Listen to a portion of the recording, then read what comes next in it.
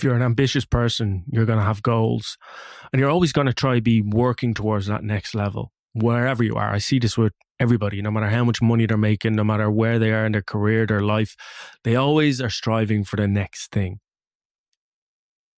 And what I've seen in achieving some of my goals, and as I continue to work towards other goals, is I become very interested in this voice that appears that constantly tries to push you back to where it feels safe, to where you currently are, so you never get to that stage. Now, if I had listened to this voice, I never would have quit my job and I never would have doubled my salary. And I think it's all about whether you listen to this voice and obey it, or you try and understand it a little bit better.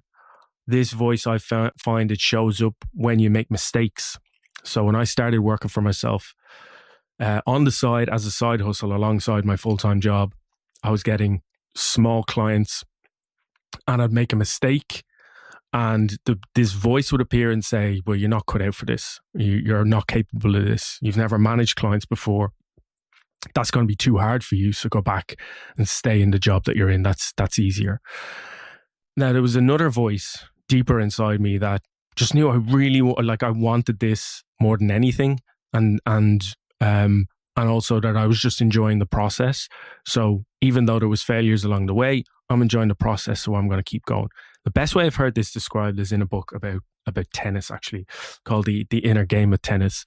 If you get a chance to read it, it's pretty amazing. But it calls it self one and self two. The self one is the one that's always trying to control, the one that's trying to push you back to where you feel safe, to where you are, what you're doing, and never really wants you to move into that new territory because that feels completely unsafe and it has no evidence of you actually achieving that. And so it tells you you're not cut out for it.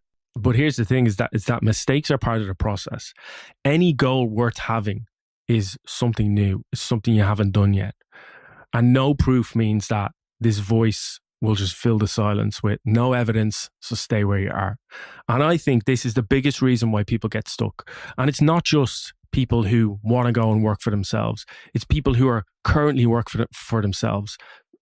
They're usually really ambitious people, and everyone I speak to in my freelance group, they say, well, I'm here, I'm in this place, I'm earning X amount, but I want to get here. There's always the next one.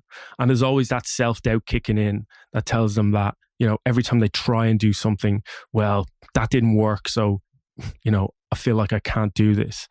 Like I've been working for myself as a freelancer. I make good money that I'm happy with, but I've thought about maybe scaling up to an agency so I can get some of that time back and outsource more, do less of the work. And yet every time I try and do that, there's a struggle along the way. There's mistakes I make, little failures that I have, and this voice appears again and says, well, you're actually not cut out for this. You're the type of person who's just good at doing the work. You're an introvert and you've never managed people before. And so you should just stick to doing the work. Look, you're making a decent amount of money, so just stay there. So you can see how it always is trying to pull you back. Now, if I hadn't have had the experience before of quitting my job, having that voice there telling me that I shouldn't quit my job, then I never would have got to this place. So like I say, it's about trying to understand the voice a little bit better when you hear it in your head, to notice it and think, oh, okay, there's that voice again trying to pull me back. You can literally apply this to anything. So I work on podcasts all the time. That's what I work as a freelancer. And I see it constantly of people who I want to start a podcast, and they're ambitious. They have a good plan. And then 10 episodes in, they're looking at the stats and it says very few people are listening. So they start to tell themselves, well, I mustn't be very good at this. They don't see it as part of the process. They see it as like a result, and again, the voice is winning. And that's why you look at the stats and how many people give up podcasts. It's insane. It's like 96% of people never get past episode 2, episode 10, or something crazy like that. And this is where it starts to really make sense that, the inner critic who has no evidence is going to tell you to just go back and give up and go back to where has the evidence, where you feel safe. I got to be honest, starting this channel is something that I just enjoy doing. Like, I mean, you go look at the stats, and there's all the evidence in the world not to do it. And that voice appears and says, nobody is watching this. Nobody cares. You're probably not very good at this. If you can't get views, you're not very good at it. You're not cut out for it. You're not cut out for content. So maybe you should give up. Like, it's telling me that all the time. But there's something else that tells me, well, I enjoy it. So I've actually learned a ton just by getting behind the microphone, trying to formulate my thoughts, and then speaking to other freelancers, other people who work for themselves as part of my support group. I can understand them so much better. I can understand the patterns so much better from having tried to articulate them on videos. So it's about, spotting that voice when it shows up, recognizing it as. That's why I like about this book so much is that it labels it as self-one. And being able to see, well, that's self-one. That's the part of me that's just trying to keep me safe, trying to, make me not take any risks, make me not move into any unknown territory. Noticing that, first of all, you're going to see it retrospectively. That's the first thing that happens. You might react to a mistake. You might carry it with you for a whole day.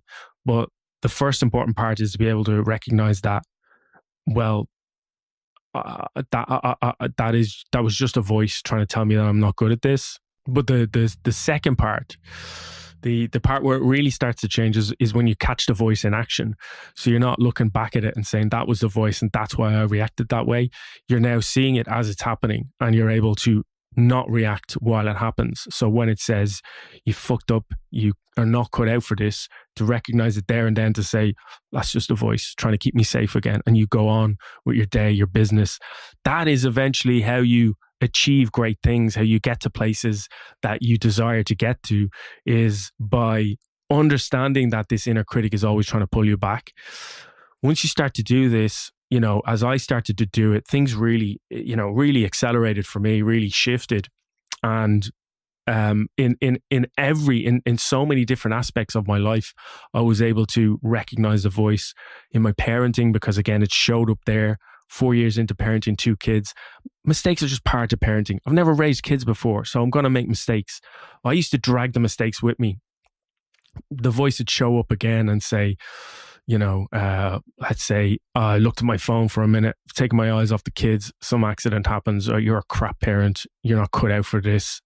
I've said it out loud a number of times, but now I'm able to spot it as it happens and not react, and just like step in and do what needs to be done in that moment, as opposed to constantly trying to carry these mistakes and suffer as a result of this voice. So if you're trying to get to the next level of your business, the next level of your career, your life, whatever it is, you can apply this to so many different aspects of your life. To notice the inner voice when it comes up, to first of all, retrospectively notice it, to say, that was the voice. Oh yeah, that was the voice. It's come up again and it said, you're not cut out for this and you're crap at this, and carry on with your day. And then try and do it over and over and over again, because these are the things that people, it's not about just understanding the principle, but it's about being able to do it so many times that it becomes second nature to go, oh yeah, it's just a voice. And you can see how you become non-reactive to certain situations, mistakes and things that are going to happen, things that are going to work against you. If you can become non-reactive to them, that is the key for me to achieving your goals, and to not staying stuck in that place that you no longer want to be anymore. So the next time you make a mistake on something you actually want, and you're trying to achieve that goal, just notice that voice come up. Notice if you carry it with you for a long time, for the rest of the day, and then start to understand that that's just a voice trying to keep you safe.